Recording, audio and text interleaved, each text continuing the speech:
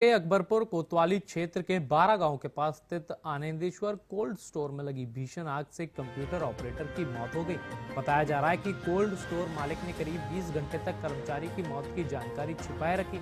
जब यह बात परिजनों को पता चली तो आक्रोशित होकर उन्होंने कानपुर इटावा नेशनल हाईवे पर जाम लगा दिया और कोल्ड स्टोर मालिक पर हत्या का आरोप लगाते हुए कार्रवाई व मुआवजे की मांग की।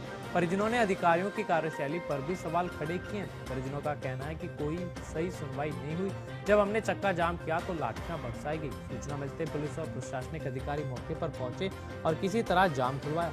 इस दौरान उत्तर प्रदेश सरकार की राज्य मंत्री प्रतिभा शुक्ला और पूर्व सांसद अनिल शुक्ला वारसी भी मौके पर पहुंचे। उन्होंने पीड़ित परिवार से मुलाकात कर संतावना व्यक्त की तथा अधिकारियों से पीड़ित परिवार को मिलने वाली सरकारी सहायता राशि जल्द दिलाने का आश्वासन भी दिया। वो इस मौके पर पूर्व सांसद ने कहा कि मृतक के परिजनों को दैवीय आपदा के अंतर्गत 4 लाख रुपए की सहायता राशि कल तक प्रदान कर दी जाएगी। वहीं राज्य मंत्री प्रतिभा शुक्ला ने बताया कि कोल्ड स्टोर मालिक से 15 लाख रुपए मुआवजा दिलाने का भरोसा दिलाया गया। अधिकारियों ने स्पष्ट किया कि जब तक पीड़ित परिवार को यह राशि नहीं मिल जाती तब तक कोल्ड स्टोर को संचालित नहीं किया जाएगा। घटना से क्षेत्र में शोक और रोष का माहौल व्याप्त है। परिजनों ने पुलिस को शिकायती पत्र देकर कोल्ड स्टोर मालिक के खिलाफ सख्त कार्रवाई की मांग की।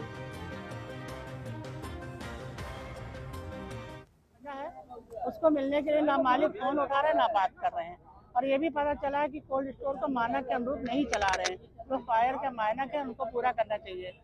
और ये जो मृतक है इसको 15 लाख से ऊपर लमसम जो लिखा है लेबर कोड के अंतर्गत नियम के अंतर्गत पैसा आया 15,12,000 जो पैसा है वो इसको मिलेगा। साथ ही साथ 4 लाख आकस्मिक का मिलेगा। तो दुर्घटना बीमा का जो भी अंतिम संस्कार करके आएंगे खाते में जाएगा। 30,000 पारिवारिक लाभ योजना मिलेगी। बाल सेवा योजना का भी लाभ दिया जाएगा। साथ ही विधवा को जो 40 साल से कम उम्र की विधवा उसके आवास देने का प्रोविजन भी है, वो भी उसको दिया जाएगा। बाल सेवा योजना में उसकी बिटिया को कवर किया जाएगा। सुमंगला योजना भी चाहेंगे तो उसकी बेटी को कवर किया जाएगा। जो व्यक्ति चला गया वापस नहीं आ सकता, लेकिन सरकार द्वारा जो सुविधाएं पूरी उपलब्ध कराई जाएंगी। जितनी भी फैक्ट्रियां हैं, जितने कोल्ड स्टोरेज हैं, यदि वो फायर के नियम को नहीं मानते हैं तो उसको पहले मानक तय किए जाएंगे, जांच कराई जाएगी, उस पर उसके बाद कार्रवाई की जाएगी। आनंदेश्वर कोल्ड स्टोरेज में जो आग लग गई थी उसमें 2 लोग घायल हो गए थे, जिसमें से एक व्यक्ति जिसका नाम ऋषभ शर्मा था उसकी मृत्यु हो गई और उसी के परिवारजन यहाँ पर आए थे और उसी के संबंध में थोड़ा लॉ एंड ऑर्डर इशू हुआ था जिसको रिजॉल्व करा दिया गया है। देखिए, ऐसा होता है कि आजकल ये मैंडेटरी हो गया कि जो भी एम्प्लॉय को लगावे ईएसआई में उसको रजिस्ट्रेशन कराना चाहिए। लेकिन जो लोग ईएसआई में रजिस्ट्रेशन नहीं कराते हैं उनको जो है जो भारत का कंपनसेशन एक्ट है 1929 उसके हिसाब से उनको कंपनसेशन देना पड़ता है।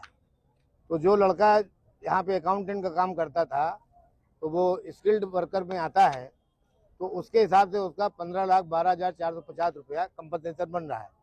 क्योंकि मालिक है नहीं और न फोन उठा रहा है तो वो पैसा तो उसको देना पड़ेगा। जब भी आएगा, कोल्ड स्टोरेज तो करोड़ों का है, कोल्ड तो छोड़ के भाग नहीं जाएगा, वो पैसा उससे हम लोग ले लेंगे। और सामने एएलसी भी यहाँ पे थे, असिस्टेंट लेबर कमिश्नर, उन्होंने कैलकुलेट करके बताया है। और यहाँ पे एसडीएम अकबरपुर मौजूद हैं, सीओ अकबरपुर मौजूद हैं और थाना इंचार्ज मौजूद हैं अकबरपुर के। और माननीय मंत्री जी, सबसे बड़ी बात है यहाँ पे खुद मौजूद हैं, प्रतिभा शुक्ला जी। तो सबके सामने हो गया है इस बात का निपटारा। और 4 लाख रुपया उसको दैवीय आपदा का कल जब वो मिट्टी का दाह संस्कार करके आएंगे घर, तो घर पहुंचने के पहले ही उनके खाते में चला जाएगा। ये सरकार का नियम है। और 30,000 रुपया उसको पारिवारिक लाभ का मिल जाएगा। और जो एक बेटी है उसका जो मुख्यमंत्री चाइल्ड का जो उन्होंने बनाया है नियम कि बच्चा का सहायता का नियम बनाया है, उसमें उसको करीब 2,500 रुपये महीने जब तक 18 साल की नहीं होगी मिलता रहेगा। और पत्नी को उनको 1,000 रुपया विधवा पेंशन का हर महीने